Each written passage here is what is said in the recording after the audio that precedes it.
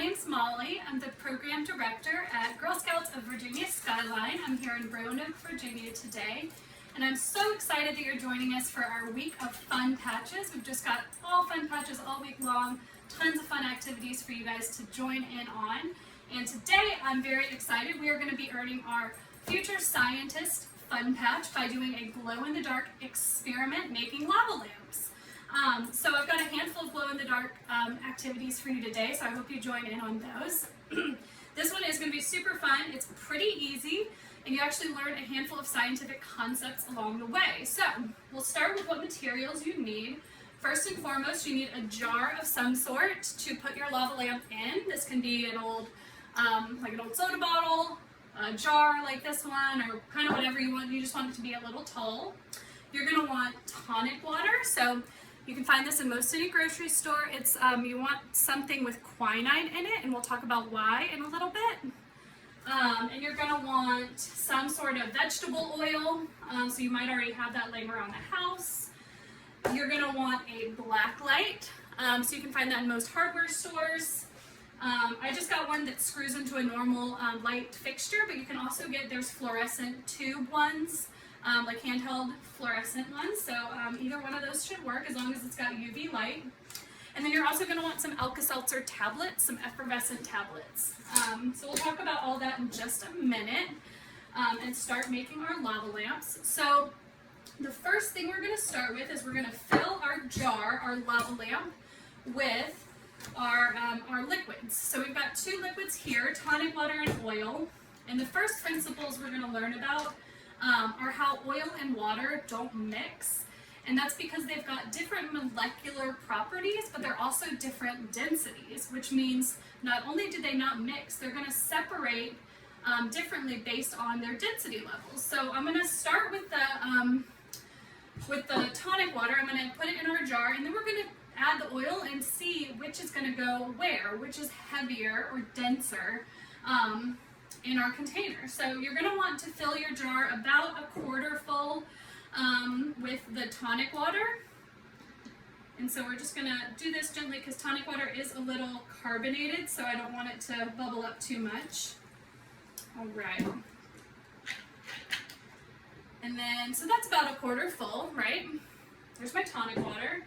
And then with the oil, you're going to want to fill with till your jar is about 3/4 full. You don't want to fill it all the way up because our tablets that we add later are going to cause bubbling, and we don't want to overflow it.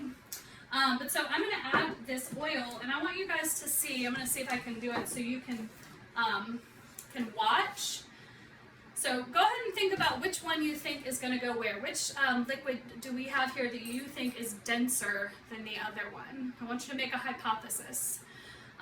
And so when we pour it, you're going to watch and see and find out if you were right or wrong. So we've got our tonic water already in there, and then we're going to add our oil. You want to add it nice and slow so it kind of runs down the side of our jar. And see if it's going where you thought it would go. What was your hypothesis?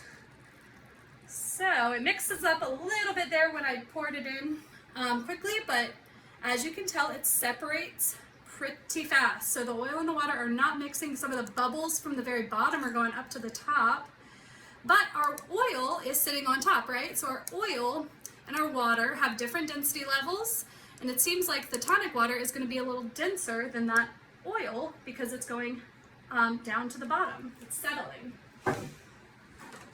All right. So that's our first concept that we're going to learn about, the oil and the water, their densities, their molecular properties.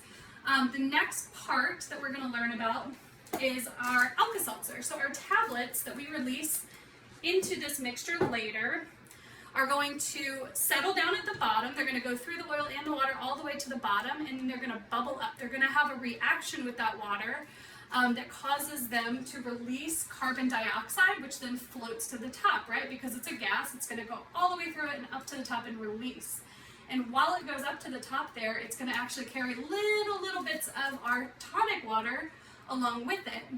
And you might be thinking they're very similar colors, like the oil's a little yellowier. How are we going to notice that that's happening? Which leads us into our third concept, which is our black light. So you may have remembered I said something about the quinine in our tonic water. The quinine is it has properties that absorb UV light, which is emitted with our black light. So it absorbs that UV light and it glows blue. So that's why normal water is not going to do the same thing. Tonic water is what's going to make that happen, which is super cool. And we're going to see that when we release it under our black light, when we put the Alka Seltzer tablets in there. We're going to watch what that property is like. So that's our next step, is we're going to take this. We're going to take our lava lamp and we're going to put it under a black light and watch that process happen. So let's go.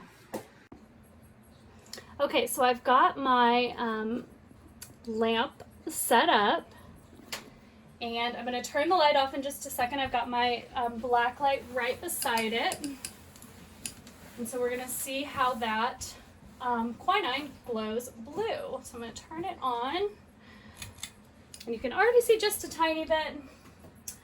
And then when I turn the light off, our quinine is super glowy blue. The oil sitting on top of it. And my next step is going to be to put some Alka Seltzer tablets in there. So obviously this is a pretty small jar. Depending on how big of a container you use, you may want more or less Alka Seltzer. I'm just going to use a little chunk because I don't want to overflow this with my Alka Seltzer. So I'm going to drop it in. I'm going to take a couple small pieces and you can see the bubbles releasing and bubbling up. It's so cool. I love this science experiment. I'm even going to move my black light kind of behind so you can see what that looks like. Oh, it's so much fun. You can see the gases being released up at the top there, right? Foaming up. And then eventually it'll stop bubbling and you can add more Alka Seltzer. So this is kind of just super easy to keep messing around with. You can try different sizes. And I'm actually going to put a few more in just a second and take a slow-mo video and see what that looks like.